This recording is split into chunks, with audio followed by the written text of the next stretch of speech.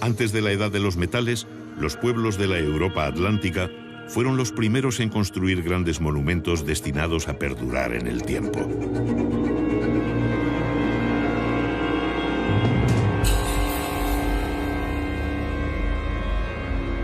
¿Qué significado tiene el alineamiento de más de 3.000 menhires de Karnak en la Bretaña francesa? Tardaron varios siglos en erigirlo, alrededor del 3300 a.C. ¿Por qué lo hicieron?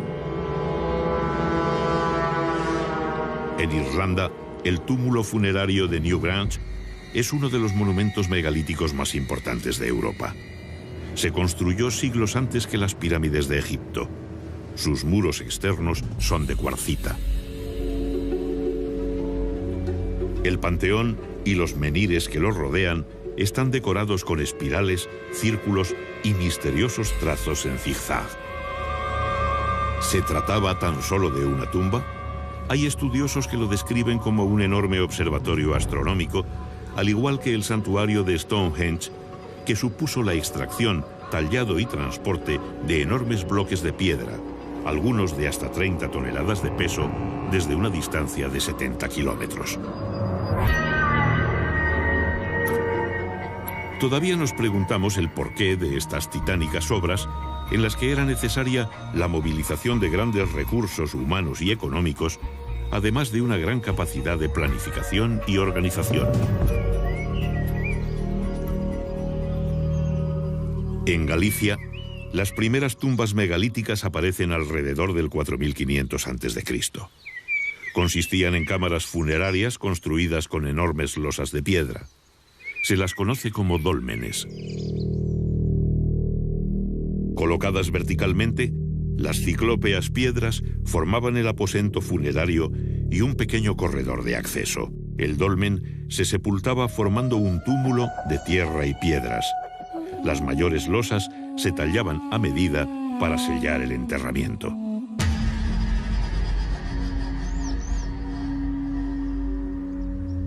El cuerpo del difunto era inhumado en el interior del dolmen. Los objetos de prestigio de sus ajuares funerarios ponen de manifiesto la existencia de jerarquías sociales. Aquellos dólmenes, o mámoas, como se les llama en Galicia, donde se enterraba a personajes notables para la comunidad, funcionaban como auténticos mausoleos, es decir, eran a la vez tumbas y santuarios donde se celebraban ceremonias de ofrendas a los ancestros y de culto a los muertos.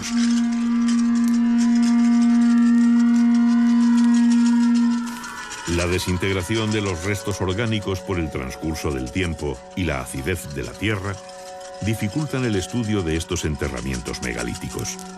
La gran cantidad de fragmentos de cerámica encontrados en los túmulos, muchos de ellos pertenecientes a vasos del tipo campaniforme, nos indican la existencia de libaciones en las ceremonias que realizaban y la introducción de ritos funerarios importados.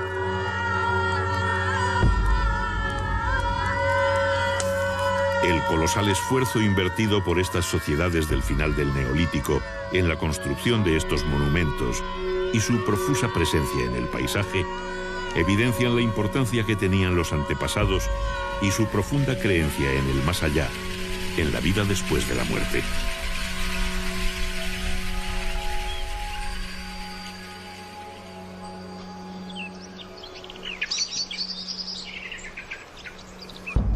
Continuando nuestro viaje por la prehistoria atlántica, encontramos una de las manifestaciones artísticas más singulares de esta época: los petroglifos. El hombre siente la necesidad de plasmar en la piedra aspectos de su vida y sus creencias. Los dibujos se graban por percusión con piedras punzantes de cuarzo o sílex. Los surcos se ensanchan por abrasión. Combinan símbolos de carácter religioso con escenas de la vida cotidiana. Las Rías Bajas gallegas son el principal foco de arte rupestre atlántico, presente también en las Islas Británicas y en la Bretaña francesa.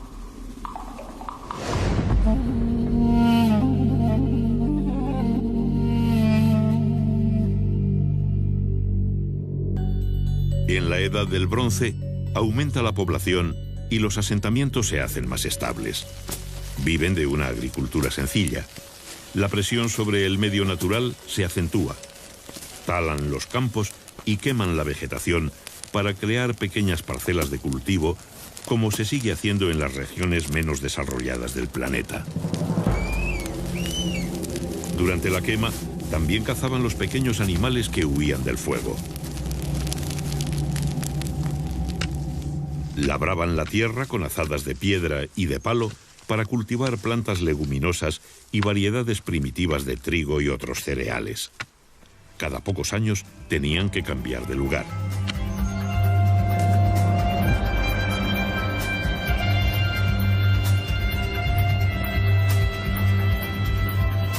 La ganadería cobra mayor importancia como actividad económica.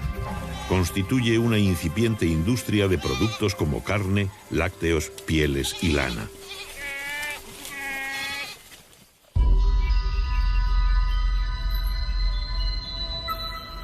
Los asentamientos pasaron de ser meros núcleos familiares a convertirse en aldeas y poblados estables, que más tarde se transformarían en castros como este de Castromao, uno de los más antiguos de Galicia. En la costa se establecen en lugares estratégicos como puntas y penínsulas que les ofrecen buenas condiciones defensivas naturales, reforzadas mediante terraplenes y empalizadas.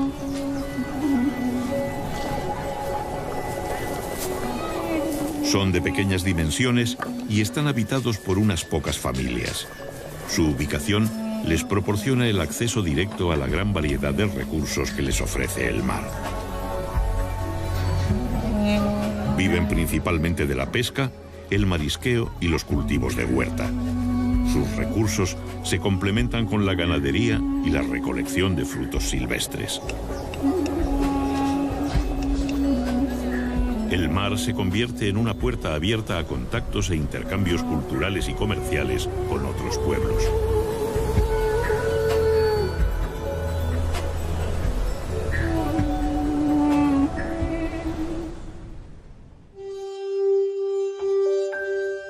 La metalurgia, la mayor innovación tecnológica de la historia de la humanidad, provocó una verdadera revolución, un cambio global. Algunas piezas metálicas se convierten en bienes de prestigio y pasan a ser de gran valor. Los útiles de piedra pulimentada sirvieron de modelo a las nuevas herramientas de bronce. Desde la aparición de la metalurgia, en torno al 2500 a.C., las manufacturas metálicas fueron objeto de intercambio a lo largo de las costas atlánticas y más allá. Un intenso tráfico marítimo unía la península ibérica, las islas británicas y la zona del Canal de la Mancha.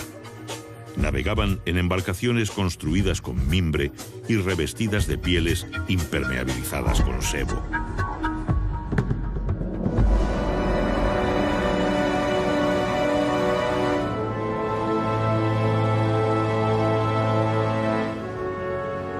Galicia posee una orografía muy abrupta.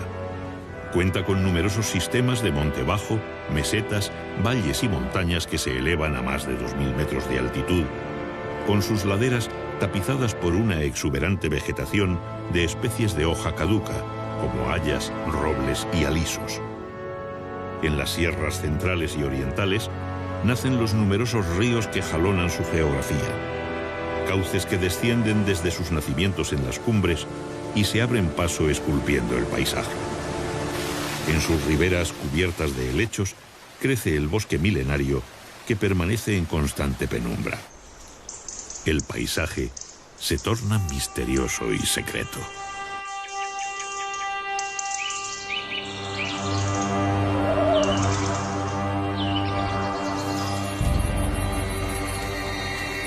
Las sociedades de la Edad del Bronce sacralizaron la naturaleza con divinidades asociadas a montañas, ríos, manantiales, lagunas y bosques.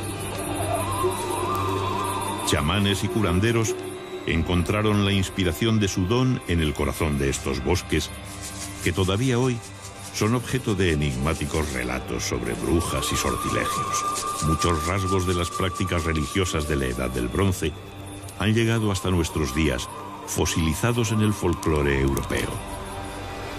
Ninfas, trasgos, gnomos y otros espíritus son entidades míticas que hunden sus raíces en esta remota época. Posiblemente, los pescadores y cazadores que se adentraban en estos parajes ocultos se sometían a algún tipo de iniciación parecida a las que todavía se realizan en algunas comunidades de creencias animistas de África y América para protegerse de las terribles fuerzas sobrenaturales que existían en estos lugares.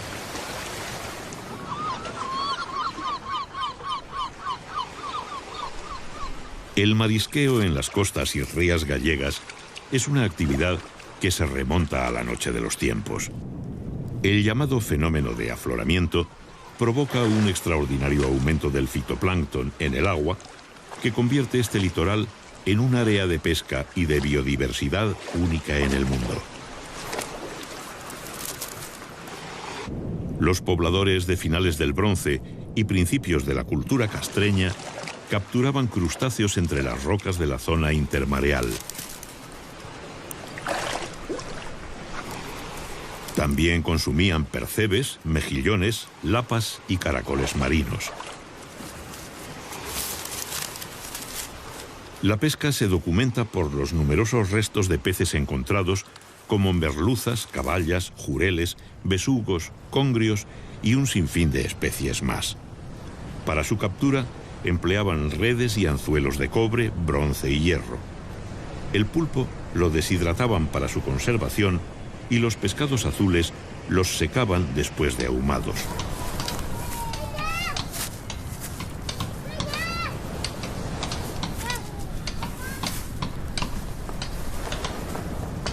La mayoría de las comunidades castreñas eran autosuficientes para cubrir sus necesidades básicas. Incluso tenían capacidad para producir excedentes. En sus corrales criaban animales domésticos como conejos, cerdos y algunas aves. Las necesidades que no podían satisfacer, como la sal y los minerales destinados a la metalurgia, motivaban constantes trueques con otras aldeas. El curtido de pieles era la base de la industria del cuero. Con ellas confeccionaban todo tipo de accesorios del vestido, correajes y calzado.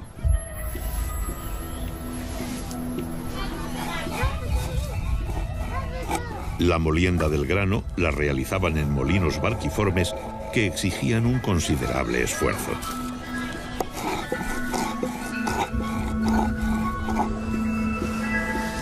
Los poblados eran agrupaciones de familias que compartían gran parte de sus recursos.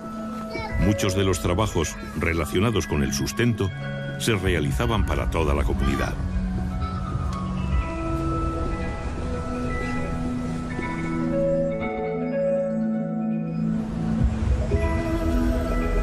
Viajamos hasta La Lanzada, en las Rías Bajas.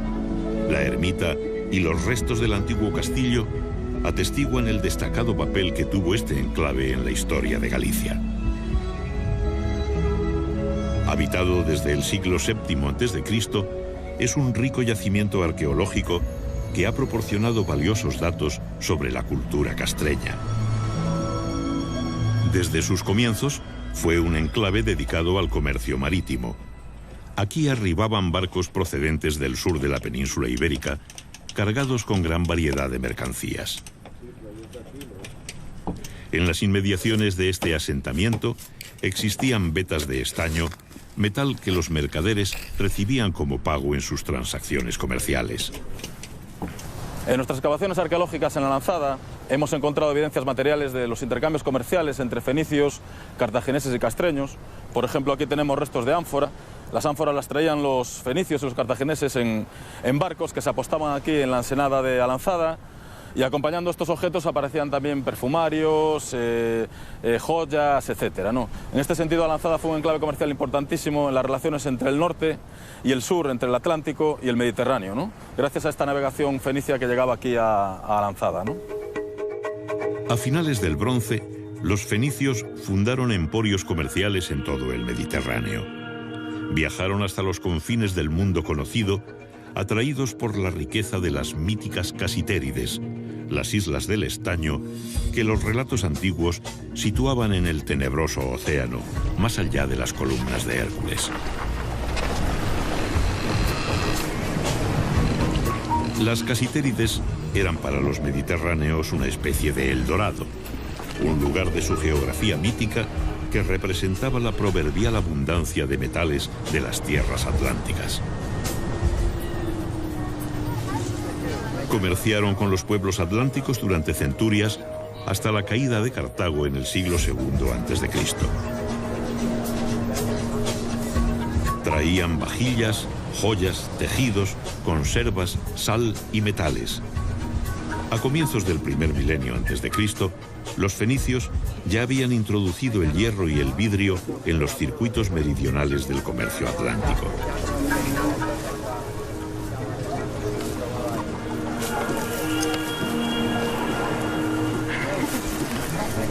Innovaciones como el molino giratorio y el torno de alfarería fueron rápidamente adoptadas junto con otras nuevas herramientas.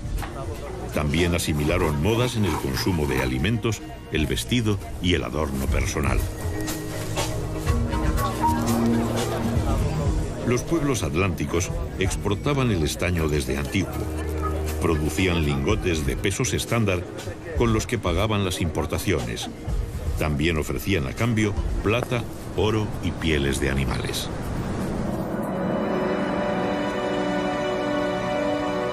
A comienzos de la Edad del Hierro, en los poblados de altura de toda Europa se construyen defensas y murallas. El colapso de civilizaciones mediterráneas como la micénica y la hitita provocó el hundimiento del comercio. Los metales comenzaron a escasear y se encarecieron. Los poblados tuvieron que fortificarse para defender sus reservas y su producción metalúrgica de los ataques de las bandas de pillaje. En toda Europa se vive un ambiente de mayor actividad bélica.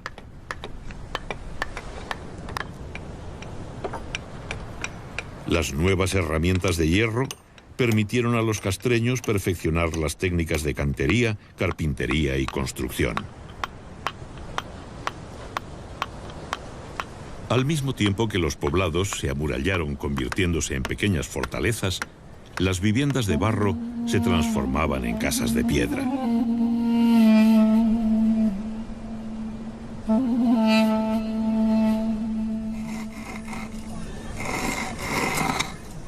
Un significativo aumento de la población multiplicó los castros en el territorio. La tecnología agrícola permitió explotar con más efectividad los suelos de los valles, mucho más productivos. Los nuevos asentamientos se situaron en las tierras bajas. Los intercambios económicos y culturales se hacen más fluidos, especialmente con las Islas Británicas, hacia donde nos dirigimos ahora para saber cómo vivían sus antiguos pobladores. Al borde de un acantilado de 100 metros de altura, encontramos Duna Ongasa, el mayor poblado fortificado prehistórico de las Islas Aran, en Irlanda. Su sistema defensivo de murallas concéntricas y piedras hincadas es muy similar a los castros de Galicia. La reconstrucción del poblado de Castell Henlys, en Gales, pone de manifiesto la semejanza en usos y costumbres que tenían los pobladores de los territorios atlánticos. Sus casas de planta circular, paredes de piedra y techumbre cónica vegetal son prácticamente iguales a las castreñas. Las paredes enlucidas muestran dibujos circulares y cruciformes de simbología solar.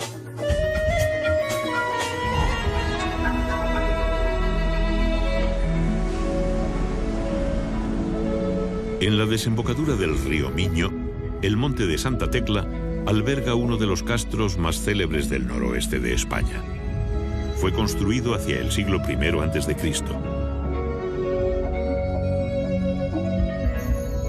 Desde el yacimiento arqueológico se presencia uno de los paisajes más bellos de Galicia.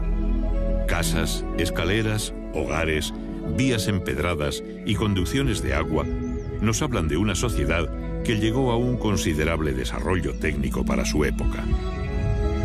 Los canteros labraban las piedras de diferentes maneras para adaptar las construcciones al terreno. Los grandes corrales que se aprecian en algunos yacimientos nos indican la importancia que tuvo el ganado vacuno, que les proporcionaba fuerza de tiro, alimento, pieles y abono.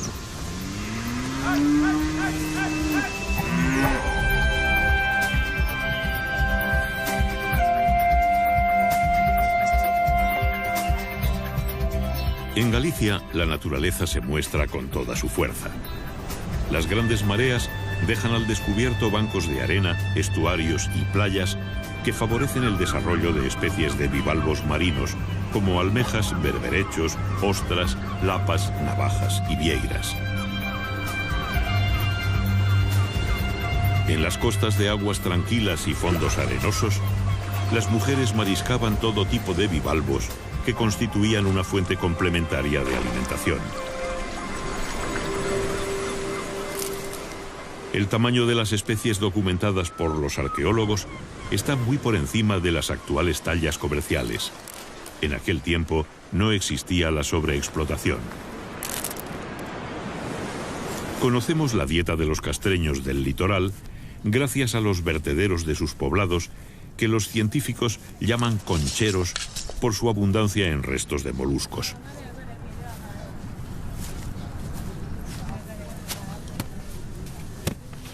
La actividad textil estaba a cargo de las mujeres. Los numerosos restos de husos y pesas de telar encontrados en las excavaciones revelan que la confección de tejidos era de gran importancia para estas comunidades. El lino y la lana constituían la base de la industria textil, que también incorporó las innovaciones mediterráneas. Telares compuestos y de placas, ruecas y sarillos permitieron perfeccionar la hilatura y el tejido. Del exterior llegaron nuevas influencias en el vestido y adorno personal. El afeitado se pone de moda. Para preservar el grano de la humedad, fabricaban los cabazos de mimbre, que fueron los precursores de los típicos hórreos gallegos.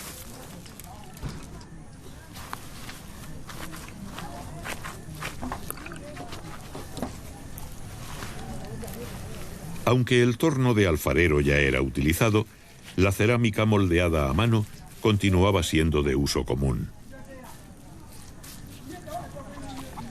Para su fabricación se elaboraban rulos de arcilla que eran colocados en espiral, creando la forma básica del cacharro.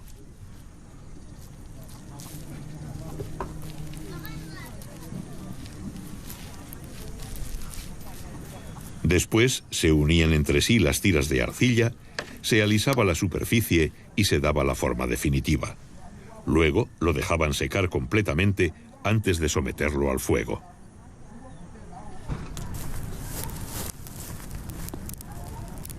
Para cocer las piezas más finas, usaban hornos cerámicos especializados, pero el primitivo horno de hoguera se seguía utilizando habitualmente para la cocción de pequeñas piezas de uso doméstico. Consistía en un hoyo excavado en el suelo, dotado de un tiro transversal en dirección al viento dominante.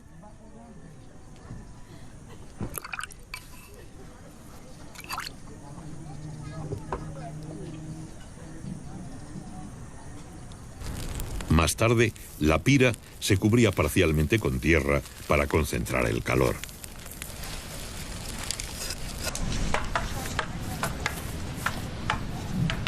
Para muchas comunidades del noroeste, la actividad bélica ocupó un lugar destacado en su vida. Desde jóvenes se preparaban para la guerra.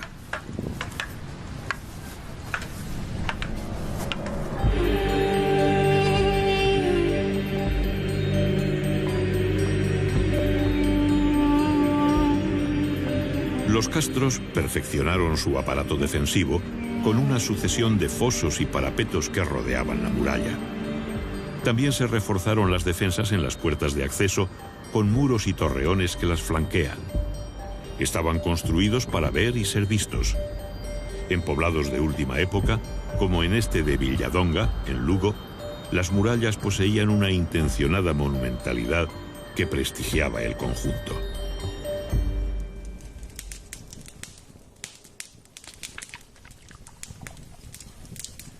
Los forjadores cobran un papel muy importante. La guerra y la defensa de los bienes comunales ante el pillaje les otorgan un estatus especial. De ellos depende la producción y la mejora de las armas. También son importantes por favorecer la expansión de la agricultura gracias a la fabricación de herramientas de labranza.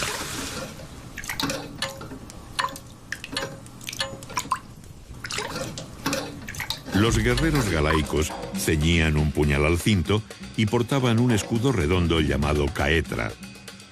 Podían llevar una espada o varias lanzas. Se protegían con cascos, corazas y grebas y se adornaban con torques, brazaletes y diademas. Los hombres, las mujeres y los niños que vivían en los castros formaban parte de una sociedad guerrera y campesina. La guerra era muy importante en estas comunidades y eso se refleja en el hecho de que sus poblados, sus asentamientos, los castros, están fortificados con fosos, con parapetos, con empalizadas, como vemos en este poblado, ¿no? Era una guerra importante, había una guerra para buscar botín entre distintas aldeas, había captura de ganado, de mujeres, y eso aparece muy bien reflejado en lo que son las referencias de los geógrafos latinos y griegos cuando nos hablaban de las comunidades castreñas. En las sierras de Galicia pastan en libertad caballos de razas autóctonas con rasgos arcaicos. Son descendientes de aquellos que habitaron aquí hace más de 2 milenios.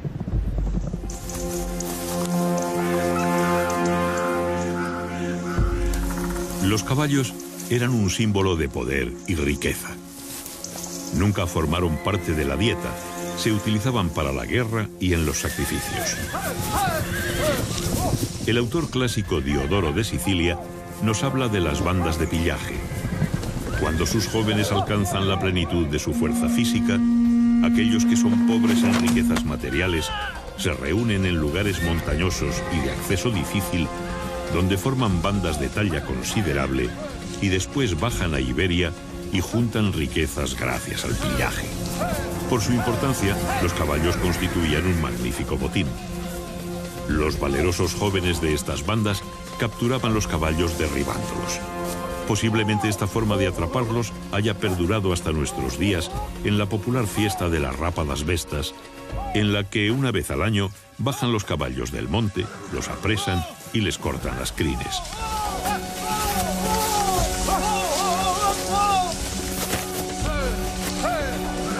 El historiador grecolatino Estrabón, al que debemos las mejores descripciones sobre este periodo, describe a los jóvenes castreños.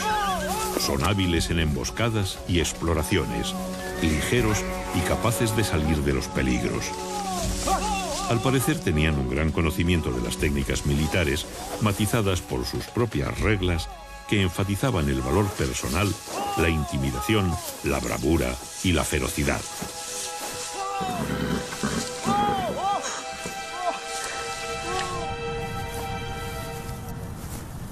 Se puede suponer la existencia de ceremonias iniciáticas. Para ser aceptados como guerreros, los jóvenes debían superar una prueba: la caza de algún animal salvaje, como un oso, un lobo o un jabalí, o matar a un enemigo.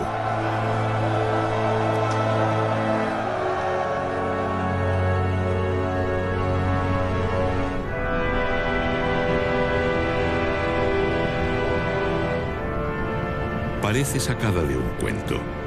En esta pequeña península, en la ría de Muros y Noia, batida por el mar y los furiosos vientos oceánicos, se encuentra la Recoleta Ciudadela de Baroña, uno de los yacimientos prehistóricos más espectaculares y visitados de Galicia.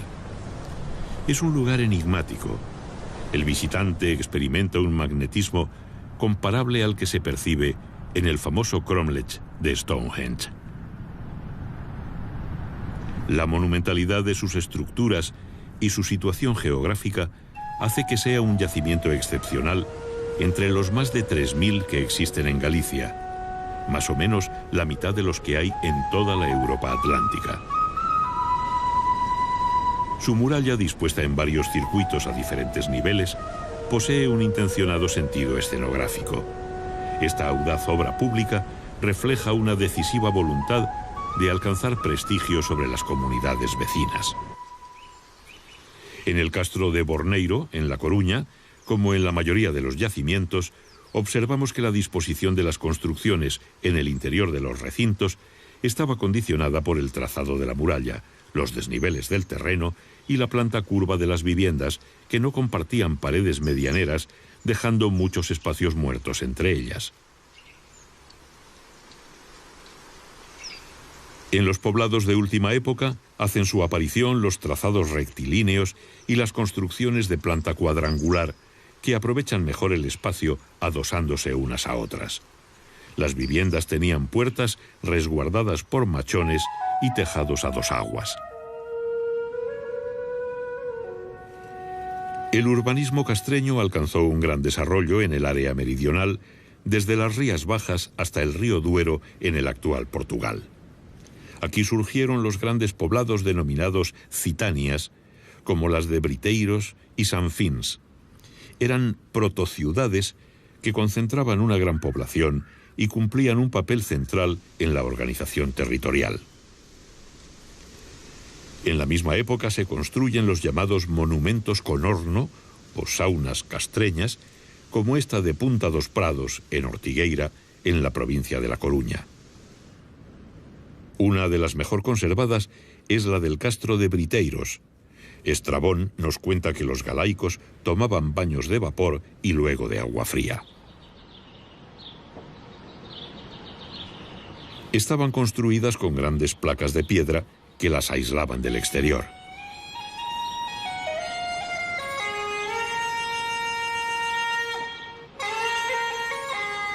La cámara de vapor se cerraba con la llamada pedra formosa, decorada con rosetas, sogueados, esvásticas, reticulados y entrelazados. De forma pentagonal, en su base tenía un pequeño hueco semicircular por el que se accedía al interior arrastrándose. De esta forma se evitaba que la fuga de vapor fuera excesiva. La sauna castreña era de planta rectangular parcialmente soterrada, con tejado a dos aguas y dividida en 3 cámaras y un atrio. El agua se canalizaba hacia el interior para ser calentada en contacto con piedras candentes en la cámara del horno. Otro magnífico ejemplo de sauna lo encontramos en Sanfins, también en Portugal. Según algunos autores, la práctica termal castreña tenía un marcado carácter religioso relacionado con ritos iniciáticos guerreros y de purificación.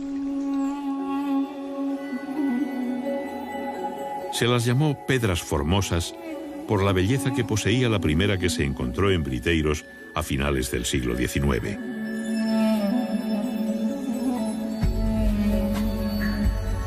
Los elementos decorativos combinaban motivos que recuerdan a los de la orfebrería.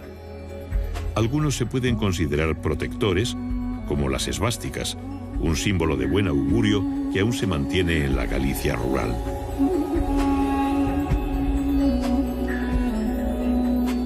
Los diseños decorativos castreños son geométricos con un predominio de la línea curva. Se cree que estos elementos arquitectónicos buscaban la ostentación para expresar el prestigio social de los moradores de las casas.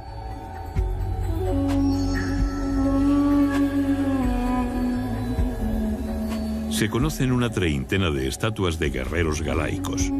Representan figuras masculinas en pie, en actitud de parada y exhibiendo sus atributos militares.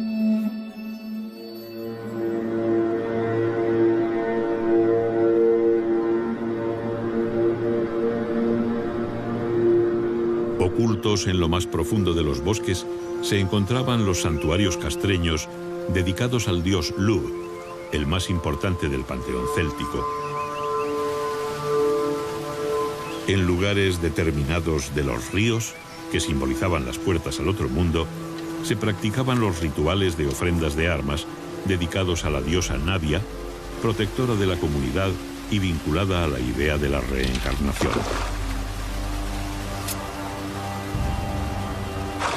Los guerreros se despojaban de sus armas ante la presencia de chamanes consagrados a esta deidad.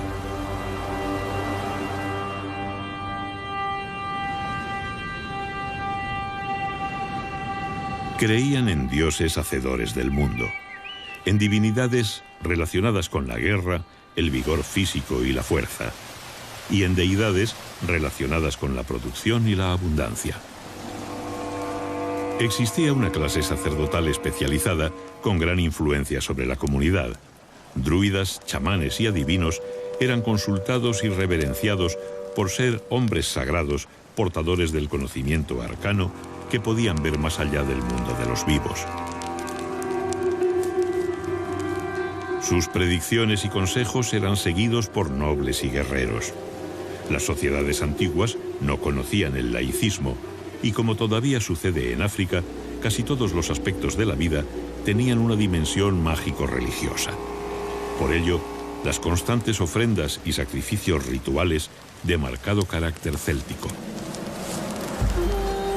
Desde su origen en el norte de los Alpes, la lengua celta se extendió por todo el occidente, llegando a la península ibérica, donde se hablaban variantes arcaicas de esta lengua. En muchos lugares donde actualmente se ven cruces, antiguamente había estelas dedicadas a los lares viales. La Iglesia los sustituyó desde el siglo VI. Eran deidades domésticas relacionadas con los espíritus de los antepasados que se creía vagaban por los caminos. Estrabón nos cuenta que colocaban a los enfermos en los cruces de caminos para ser curados por espíritus de los que habían sufrido una enfermedad similar. Muchos de los santuarios dedicados a estos dioses fueron cristianizados mediante los cruceiros, omnipresentes en toda Galicia.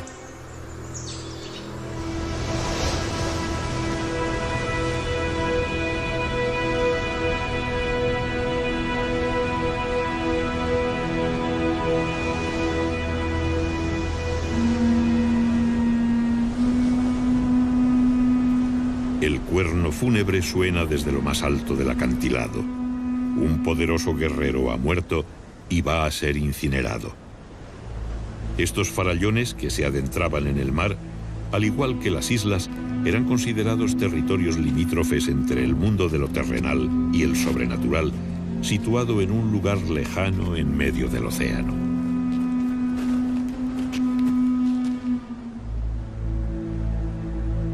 Los ritos funerarios castreños continúan siendo un misterio, pues apenas han dejado huella en el registro arqueológico.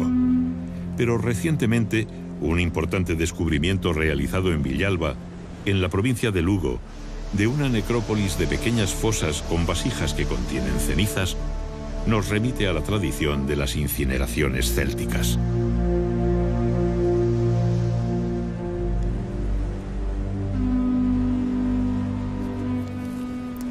El difunto era despojado de sus joyas personales como pulseras, torques y su puñal de antena.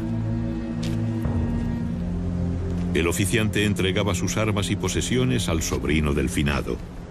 En estas tierras del noroeste, tradicionalmente las hijas heredaban de sus madres. Los varones estaban ligados especialmente a su tío materno.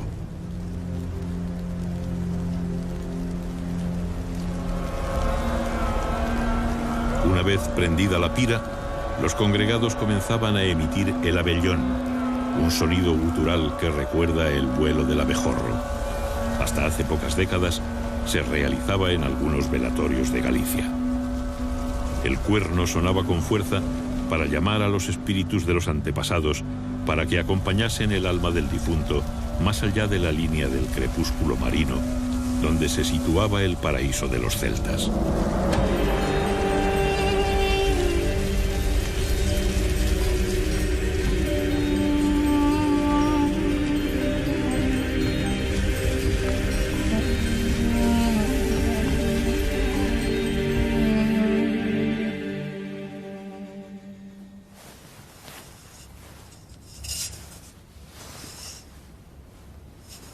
Los recientes descubrimientos realizados en castros de Galicia documentan que las cenizas del difunto se enterraban en una cista o arqueta en el suelo de la casa familiar.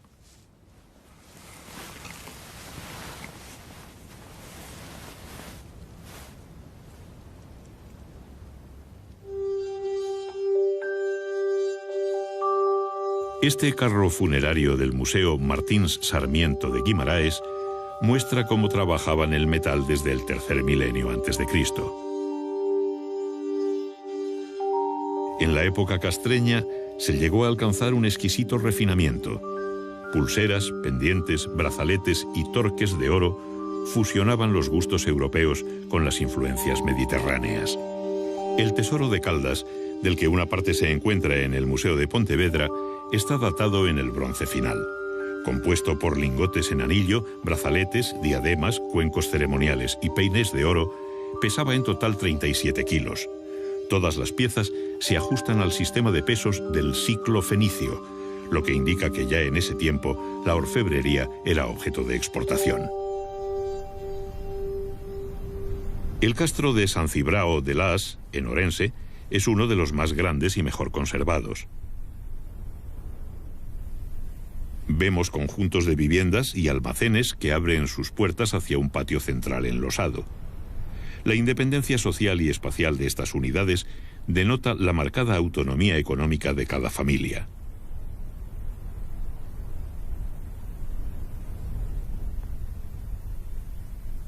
Las murallas son monumentales. Hay calles empedradas, aljibes y canalizaciones. En esta última época se cree que estos poblados se encaminaban a la formación de ciudades-estado. Venimos hablando de celtas, pero ¿existió realmente una nación celta? Hoy en día la teoría más extendida es que los celtas no fueron una raza, ni siquiera un pueblo. Se trató de un flujo lingüístico y cultural con sus orígenes en el norte de los Alpes. Había comunidades que hablaban lenguas del grupo céltico y que compartían panteones e ideologías de tipo indoeuropeo. Lo cierto es que muchos pueblos de la antigua Galicia se llamaban a sí mismos celtas, hablaban dialectos célticos, tenían divinidades de origen celta y fueron identificados por los clásicos como celtas.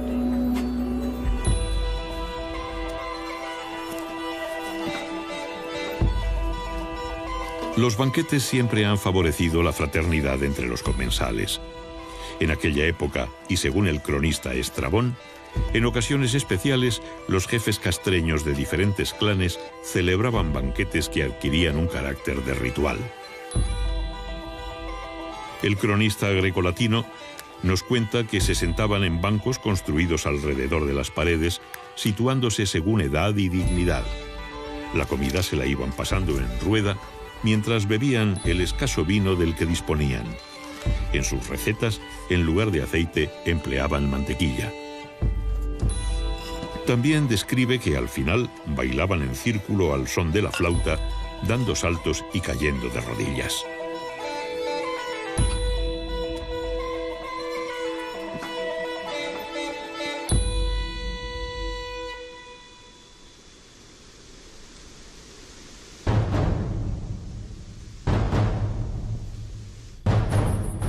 La sedante quietud de la naturaleza se ve alterada por un lejano son. Bajo la bóveda vegetal se propaga el eco de un extraño visitante. La paz se ve amenazada por la llegada de las legiones romanas. Los romanos no eran desconocidos para los castreños. Muchos mercenarios galaicos habían participado junto a Aníbal en su marcha contra Roma a través de los Alpes. En su inexorable avance encontraban vestigios de culturas milenarias.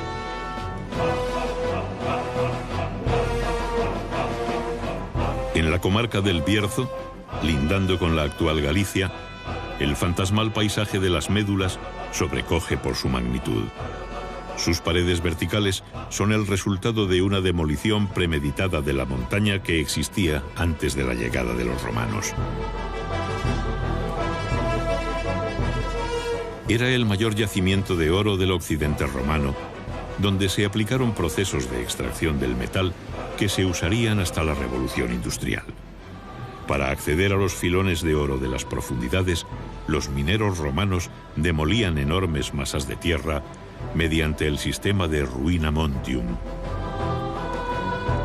Creaban una red de pozos y galerías sin salida en las que se introducía de súbito un enorme caudal de agua, almacenado en grandes balsas a mayor altura. Esto producía la compresión del aire en los túneles, que actuaba como un explosivo. La masa minada se desgajaba de la montaña y se derrumbaba. El oro galaico supuso un acicate para las ansias de conquista del imperio. Se calcula que en las minas del noroeste los romanos extrajeron unos 200.000 kilos de oro.